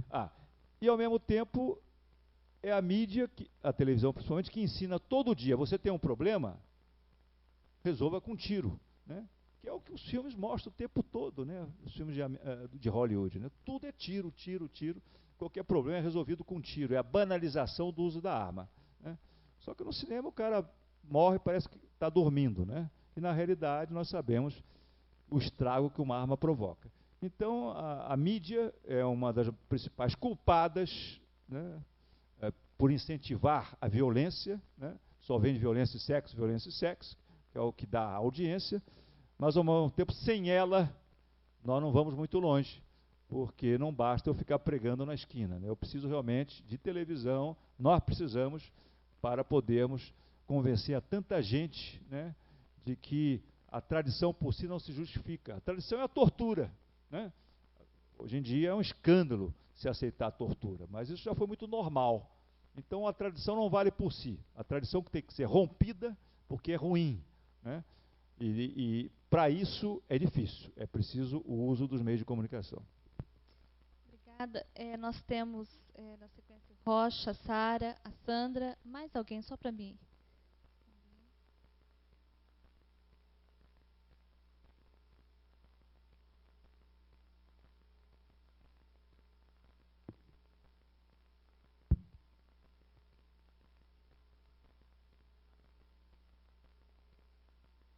Rocha. Boa noite a todos. Eu sou o Rocha, sou presidente de uma federação estadual. Quero agradecer o convite feito pela vereadora Lenir, Luiz Cláudio e a Sara, da associação lá do Novo Mundo, né? Professor, em 2010, 2011, eu sei que o senhor é a favor do desarmamento. Eu vi ali no telão, em 2008 e 2009, vocês incentivaram o povo a regularizar a situação das armas. Eu estive pensando aqui, teve 1.408 pessoas que, considerando armas, vamos supor, uma arma para cada família. Então, vamos considerar 1.408 famílias. como o senhor falou, que em 2008, 2009, chamou a população para regulamentar, né, as armas, as pessoas de bem, será que uma dessas 1.408 famílias não poderia, ou talvez elas ainda estão com essas armas, não poderia acontecer o que aconteceu com aquele senhor que falou para o senhor lá no Rio, que se ele não tivesse a arma na casa dele, o filho dele não teria se matado? Então, é uma questão, nós sabemos aí que já tem 1.408 armas por aí. 2 anos, 2009, né? Então, é um risco grande. Outra coisa, é uma pergunta agora que eu quero fazer para o senhor. No governo passado, o governador Requião era contra o porte de arma, legalização para agente penitenciário. Eu queria ouvir do senhor uma resposta, se é particular do senhor, se o senhor é a favor dos agentes penitenciários se armar ou não. Obrigado, viu? Obrigada, Rocha. Sara?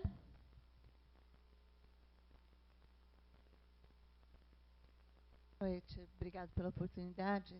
Essa pergunta que eu vou fazer para o senhor, eu já fiz para o comandante Jurandir, né? Jurandir, que esteve conosco no Compass.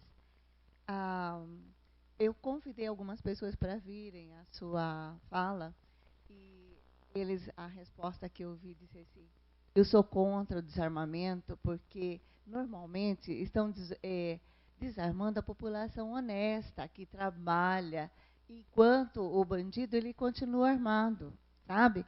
Então existe uma restrição da população, existe no ideário da população essa questão. Por que eu sou honesto, tenho que entregar minha arma enquanto o bandido está armado? Obrigada. Obrigada, Sara. Mais uma, Sandra?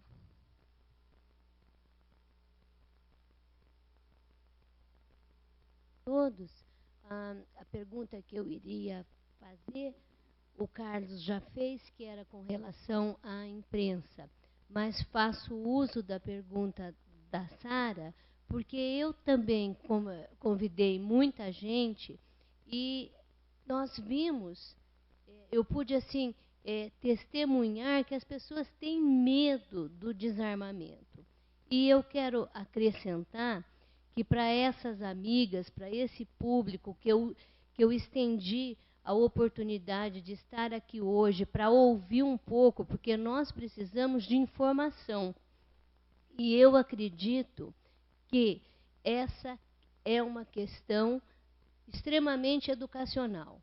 Através de meios pedagógicos, através de orientação, de informação, as pessoas vão entender melhor que desarmar não significa deixar a polícia, deixar as pessoas que devem estar armadas para fazer a nossa segurança, através de bons policiais, de meios, certo?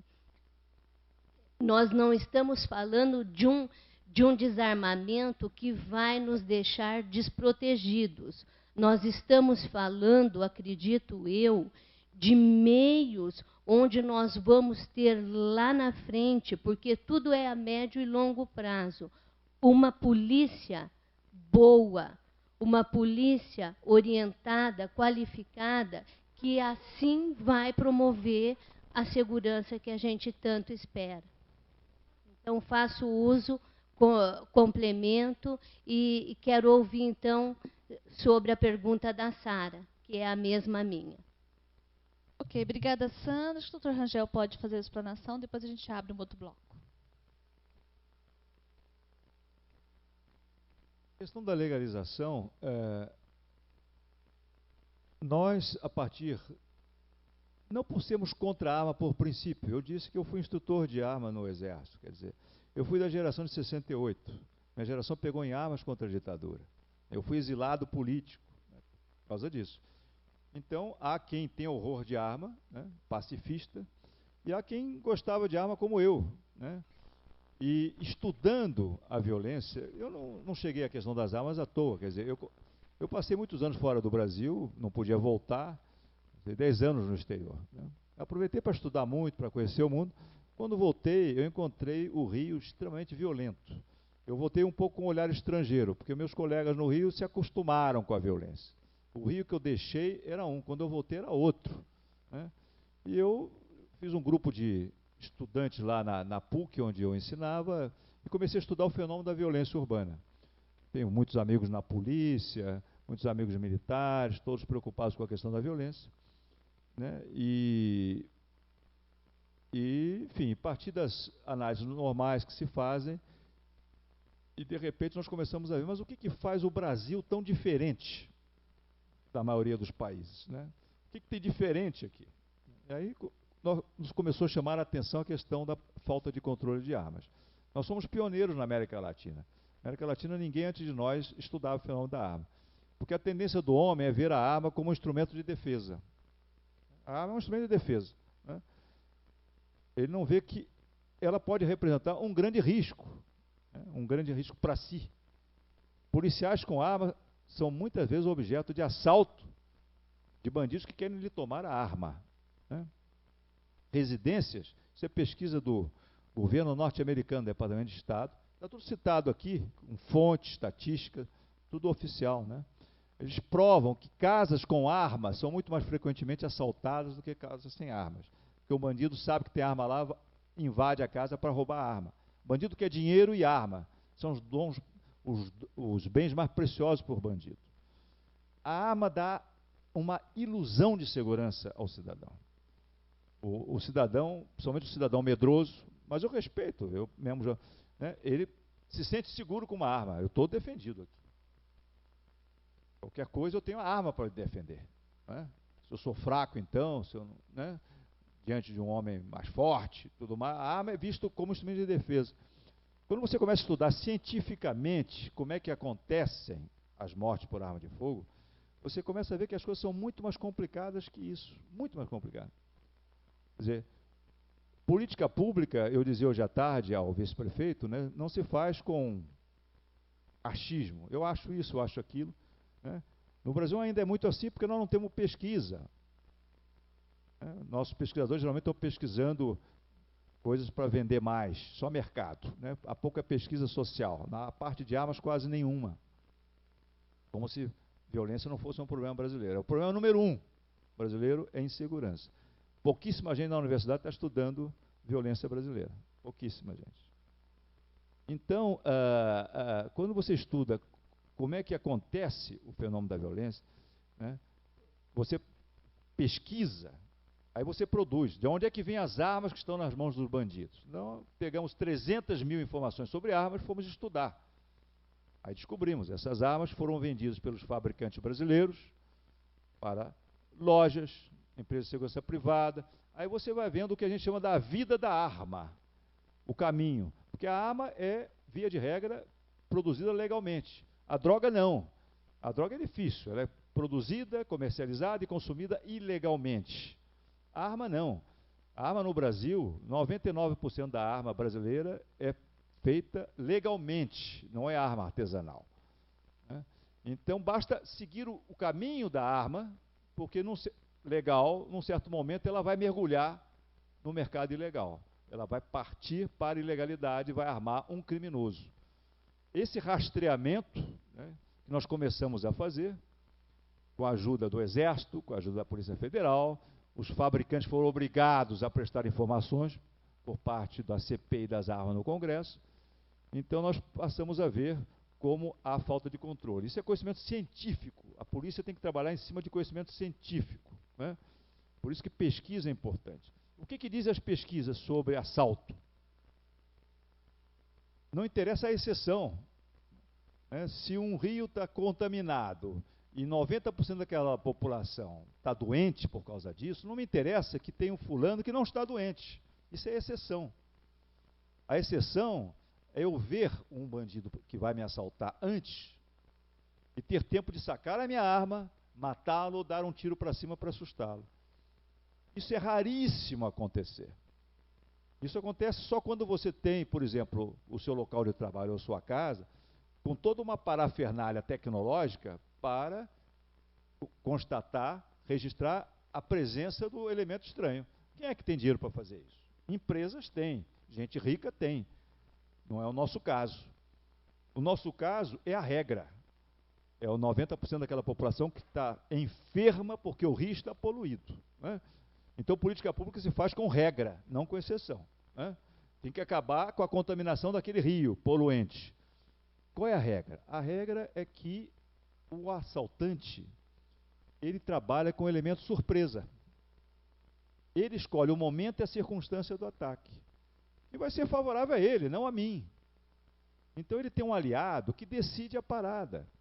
Quer dizer, o normal, o que acontece quase 100% das vezes, é você estar vendo televisão, você estar jantando com a sua família e de repente tem uma arma apontada para você. Alguns anos atrás eu estava saindo do Viva Rio, que fica ali na Glória, no Rio de Janeiro, parei num sinal na Praia do Flamengo, né? Eu nessa época já não usava arma, estava no Viva Rio, mas vamos supor que fosse 10 anos atrás, eu teria ali o meu 38, eu atiro muito bem, fui treinado para isso. De repente eu tenho uma pistola aqui, na minha careca. Não adianta eu atirar bem. O que adianta eu ter arma dentro do carro? Se ele revistar o carro, se ele estivesse querendo roubar o carro, encontrasse a arma dentro do carro, eu consultei polícias de 4 países num seminário que eu fui, muito técnico. Todos disseram, em 90% das vezes, quando um bandido encontra uma arma no carro, pega a arma e mata o dono do carro. O raciocínio é, você estava com essa arma escondida para me ferrar, na linguagem deles. Eles ficam com raiva, ou porque estão drogados, porque bandido trabalha muitas vezes com medo, drogado, qualquer coisa ele atira. Então é um perigo, né, ter arma que você não pode acessar essa arma. Essa é a regra. Quando nós estávamos lá no Congresso tentando convencer os deputados, senadores a votar a nova lei, eu fui ao então deputado Eduardo Paes, que agora é nosso prefeito, né? Eu entrei lá, não conhecia ele, e ele já tinha me visto na televisão e falou assim, Rangel, não perca tempo comigo. Eu falei, não quer nem conversar comigo, né? Eu falei, mas deputado, vamos conversar. Não, eu não quero tomar o seu tempo, porque eu já estou ganho para o desarmamento. Eu falei, porque eu fui acordado na minha cama, ao lado da minha esposa, uma pistola na minha testa. A empregada abriu a porta para pegar o leite na portaria, que não tinha entregue, e o bandido entrou com ela. Eu estava dormindo. Eu tinha arma em casa, tomei horror de arma. Isto é a regra. O bandido, eu costumo dizer, não aperta a campainha para anunciar o assalto. Ou no carro, ou na rua. Ele escolhe o momento. Não o seu momento, o momento dele. O que você vai fazer contra um cano apontado contra você que dispara em frações de segundo? E já aconteceu, né, do bandido ter um descuido, a pessoa pega a arma, atira, são covardes, geralmente eles trabalham com cúmplices. Nós vimos na polícia quantos casos de famílias massacradas porque o cara matou o bandido, mas tinha outro, e foi um massacre. Então, quando você começa a analisar, o que é mais importante, as minhas joias, o meu carro ou a vida minha, dos meus familiares? Então, essa é a regra. Estava contando para um jornalista hoje de tarde, o William Bonner e a Fátima Bernardes da Globo me contaram o seguinte, eles foram assaltados em casa por uma pistola que tinha sido um mês antes roubada por um militar reformado, uma pistola dourada, né? O militar gosta muito de arma, eu já fui militar. Enfim, é um instrumento de trabalho dele. Ele tinha uma arma em casa. Assaltaram a casa, roubaram a pistola, um mês depois estava usando a arma dele para assaltar o William Bonner e a Fátima Bernardes. Quer dizer, em 2003, o ano anterior à aprovação do Estatuto, foram roubadas de residência 27 mil armas. Você tem arma em casa, né, para se defender, não vai, com certeza, rarissimamente, ter sucesso em usá-la para se defender, o bandido vai encontrar a arma, vai levar, e você está involuntariamente armando o arsenal dos bandidos. Quer dizer, uma das maiores fontes de arma para os bandidos somos nós, que temos arma em casa, achamos que vamos dar uma de artista de cinema e matar os 3 policiais. E para concluir, que o tempo é grande, eu já respondi com isso várias questões aqui. por que estão desarmando as pessoas de bem. Nós queremos desarmar as pessoas de bem porque nós estamos preocupados com a segurança das pessoas de bem. As pessoas de bem têm arma em casa, acham que é maior segurança, e essa arma vai acabar sendo instrumento de suicídio, de acidente, ou vai acabar entregando a arma involuntariamente para o bandido. Não tem nada a ver com criminalidade, tem a ver com segurança. Né? Mas quem é que vai me defender?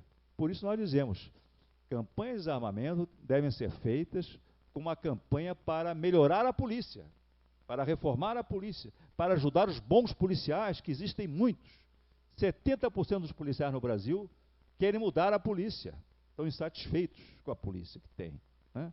Então é preciso ter uma boa polícia que nos proteja, né, eficiente, honesta, né?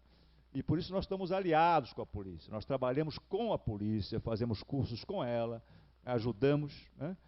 E o bom policial vê em nós um grande aliado, né? Porque quem tem arma na rua e não é policial é bandido. Né? Antes não, antes era uma mistura danada. Né? Então o trabalho da polícia ficou mais fácil, menos arma andando na rua. Né? Então isso é uma coisa, não misturar com arma de bandido. A arma de bandido será confiscada com uma boa polícia, com pesquisa sobre armas, que instrua a polícia onde é que estão vindo essas armas, quais são os canais de contrabando das armas. Né? São coisas diferentes, mas que se associam na medida que menos 27 mil armas em residências para serem roubadas, né, que forem entregues, menos mortes, menos arma para os bandidos. Né? Então há uma associação, uma coisa ajuda a outra, mas são coisas diferentes. Desarmar o cidadão de bem é proteger o cidadão da sua própria arma. Quem tem que proteger o cidadão é a polícia. E nós temos que investir muito em polícia. A polícia é muito mal treinada, recebe muito mal nesse país, e temos que dar à polícia um tratamento melhor do que é dado para a saúde pública, porque saúde pública também não está muito bem das pernas. A verdade é que saúde e vida não há coisa mais importante, não é verdade? Tudo mais vem. Eu sou professor, educação, é pela educação que nós mudamos a cabeça das pessoas, mas tem que ter quem educar. Né? O doente e o morto não aprendem. Então é prioridade, mas não é prioridade nos investimentos do governo. Tem que ser. Só para concluir, segurança pública ainda é uma coisa menor. Eu falo para estudantes de direito que querem ser advogados, os advogados não têm nada a ver com segurança pública. Vocês estão pensando em ganhar dinheiro, né? É considerado um trabalho menor. Segurança pública, o policial, o comandante, né, eles deveriam ter o mesmo status do médico, do engenheiro, talvez mais, porque eles estão tratando de algo muito mais essencial para nós, que é a nossa segurança e a nossa vida. No entanto, ganham mal, né, são considerados uma profissão menor. É essa mudança de valores que nós temos que fazer. Muito bem, obrigada. Neuza? Neuza, seu João, pastor Carlos, seu José. Professor, eu represento aqui a Pastoral da Educação, né, da Arquidiocese, e como assim, representante dessa questão da educação, nós nos preocupamos muito, né, com a questão da formação.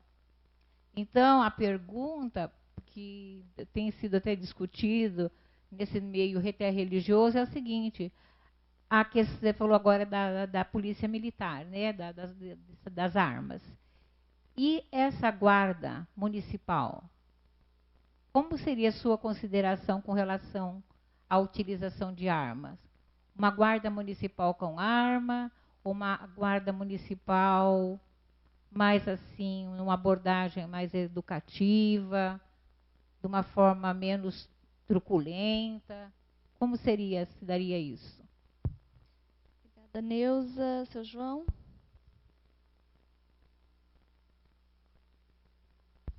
Professor, boa noite. O senhor alegou aqui que São Paulo está em melhor situação do que no país, né, com policiais. Nós tivemos essa semana um caso de polícia em São Paulo que 2 policiais executou um rapaz no cemitério. Foi flagrado por uma pessoa que estava lá. E no Rio de Janeiro, se criou essa polícia comunitária nas favelas, lá que a gente passou aí por esses dias no Alemão, na favela do Alemão e outros lugares que passou aí, houve essa auê aí na televisão, né? Aqui em Londrina, tá acontecendo isso também.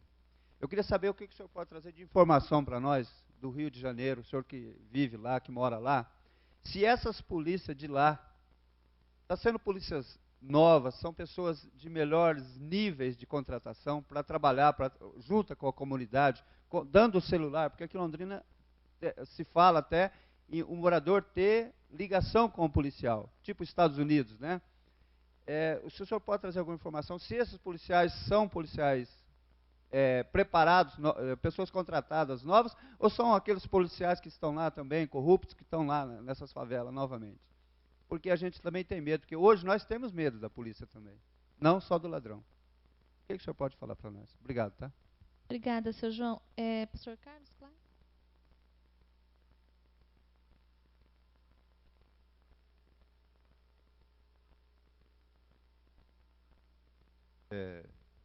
Eu ia fazer uma colocação, uma pergunta, que acabou de ser feita pela minha colega Neuza, sobre o seu parecer sobre a Guarda Municipal, que ora se pensa se deve ser armada ou não, e essa experiência em outros lugares do Brasil. Se o senhor poderia nos dizer algo sobre isso. E, ao mesmo tempo, eu queria também dizer que, ao ouvir hoje um grupo que apresentou aqui o canto, lembrei dessa mesma confessionalidade nos Estados Unidos, de um mártir pela paz, pela não discriminação de pessoas e tudo, Luther King.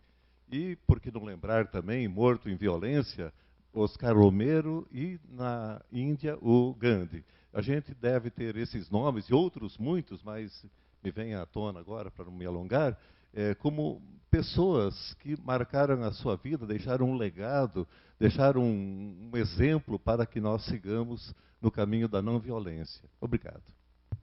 Obrigada, pastor Carlos, aí inclusive por relembrar os nossos mártires. Seu José?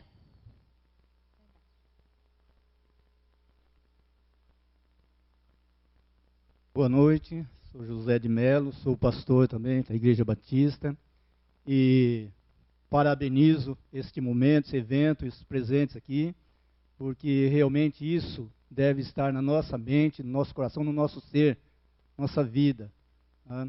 A guarda de nós, nossos filhos.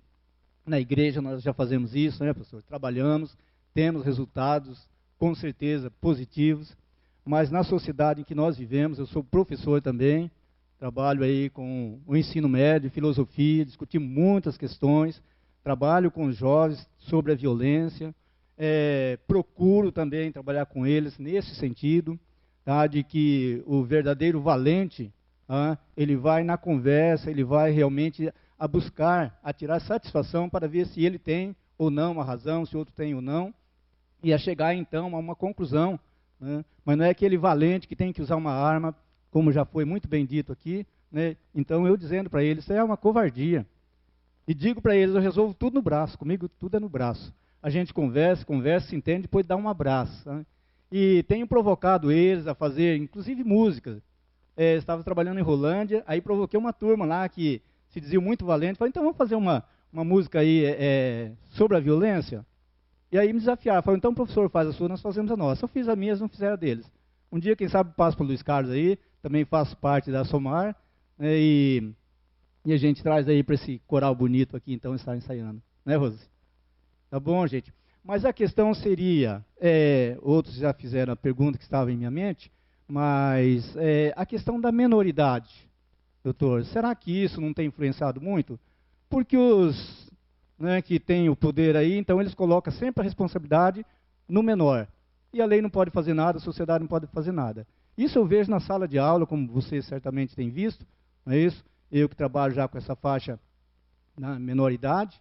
Então acontece o quê? É violência mesmo na sala de aula, professor que diz que a autoridade na sala de aula não é coisíssima nenhuma na realidade, e muito menos direção. O bandido está ali dentro e quando ele é levado para a direção, nem a direção pode fazer nada. Aí vem o conselho tutelar e na realidade ninguém faz nada. Culpa de quem? Da sociedade, nossa, minha. Então, será que não tem um certo peso? Essa é a minha questão. Obrigado. Obrigada, pastor. Acho que encerramos a inscrição. Não pulei ninguém não, né? Gustavo não tinha inscrito, não. Ok?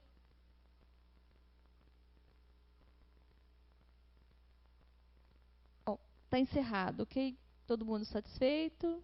Ok? Então, rapidamente, para a gente, não dá tempo da gente concluir. Nós trabalhamos com o Paziano, né? Foi uma bênção o trabalho do Luiz Carlos. Nós participamos de algumas reuniões e podemos participar da marcha também, no Igapó, o Abraço do Lago, né? E agora nós recebemos esse convite da Sara para estar aqui, né, assistindo a palestra do doutor. E eu quero parabenizá-lo pelo seu livro, né, que provavelmente nós gostaríamos de ler, de ter também. E quero dizer uma coisa, doutor. Nós enfrentamos não só a questão da arma, mas a discriminação, que é uma arma que mata lentamente a pessoa. E nós precisamos lutar contra a discriminação. Há pouco tempo eu terminei o curso de pedagogia, fiz o curso por extensão. O meu diploma ainda não veio.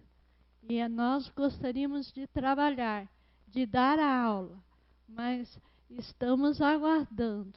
Enquanto isso não acontece, nós vamos continuar lutando pela paz, porque a palavra de Deus diz assim: quando for possível, tenha paz com todos. E Jesus falou: eu deixo a minha paz vos dou. Não vou lá dou como o mundo a dá. Credes em Deus, credes também em mim. Na casa de meu Pai há muitas moradas. Vou preparar-vos um lugar, que nós possamos estar preparando um suquinho gostoso, né? Com uma cama aconchegante para esses que trabalham a favor da paz. E que Deus te abençoe, doutor. Um bom trabalho. Quando você voltar para o Rio, que Deus te acompanhe. Muito obrigada, muito obrigada. Já faz aí as nossas palavras, doutor. E duas questões, né, que veio para a mesa.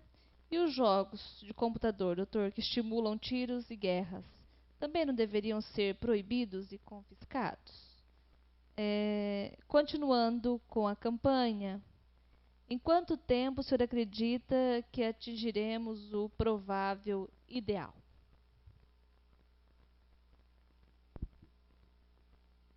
Bem, comentando a palavra do pastor, num país violento, valente é quem não usa arma, não é? Os de juventude mais covardes foram os primeiros a se armar, né? Não quer dizer que todo homem que usa arma é covarde, mas as coisas não são bem assim, né? Se a gente for mais a fundo, né, é preciso ter coragem de não usar arma, né? Porque realmente é uma sociedade violenta. A questão da Guarda Municipal é muito importante aprender com a experiência internacional, né? O Brasil não está isolado no mundo, quer dizer, violência existe no mundo inteiro. E nós temos nos dedicado exatamente, a nossa ONG é para isso, é estudar a experiência internacional, ver os países que deram certo, os países que deram errado na questão da segurança pública. A tendência há 20 anos atrás era armamento de guerra. A ideia de que a polícia tem que ter um armamento superior ao bandido, né? É óbvio, mas isso é uma coisa transplantada da área militar para a polícia, mesmo porque as polícias estavam quase todas subordinadas às forças armadas. É a visão do crime como se fosse uma operação de guerra. Se fosse, era fácil, né? No Exército a gente cerca e extermina, basta ter armamento superior, não é verdade? O crime é muito mais complexo, né? Eu até falo para meus policiais, e eles concordam, né? É até uma maldade deixar a segurança pública entregue apenas aos policiais. É uma coisa tão complexa que exige estatístico, exige sociólogo, economista, psicólogo, que é um fenômeno complexo, né? Eles precisam de ajuda. A cobrança vai toda em cima do policial e ele não é treinado para resolver grande parte dos problemas, né? Então, isso foi a tendência. A tendência internacional hoje é o desarmamento. é a substituição da arma de fogo pela arma de baixa letalidade. Por quê? O militar tem a arma para matar, né? O militar está na guerra para matar. O policial não... A função do policial, o objetivo não é matar, é garantir segurança para a comunidade. Ele vai matar em extremo necessidade, né? Aqui não, no Rio, pelo menos, tem polícia no Brasil que não tem nem mais cacetete. Quer dizer, qualquer coisa é tiro. Não há uma progressão do uso da força, como o bom policial deveria aprender, né? Começa com a palavra, depois vai... Enfim. E a arma de baixa letalidade, chamada indevidamente de arma não letal, porque ela pode matar, né? A Europa não chama. A arma não letal é expressão americana. O europeu chama de arma de baixa letalidade, né? Porque um choque num cardíaco mata, não é? Pode cegar, né? Pode causar danos irreversíveis. Então, é uma arma de baixa letalidade. Ela imobiliza o bandido. O objetivo é impedir que o bandido cause dano violento. Você não tem que matar o indivíduo para impedir que ele faça isso. Se você o imobiliza por choque ou por gás, né, e o Brasil hoje tem uma ótima indústria de armas de baixa letalidade, está cumprido a função. Você impediu aquele mau elemento de causar danos, né? Você vai lá e prende, né? Esse é o bom policial, né? Não é o Rambo que vai e mata, e de permeio mata 2 ou 3 inocentes, né? Porque usa arma de guerra, e a arma de guerra é perfurante, não é impactante. Ela vai perfurando e vai matando as pessoas que estão atrás, né? Então está tudo errado. A visão militar aplicada é uma herança da ditadura, né? A visão militarizada da segurança pública. Então, a tendência internacional é o exemplo, né?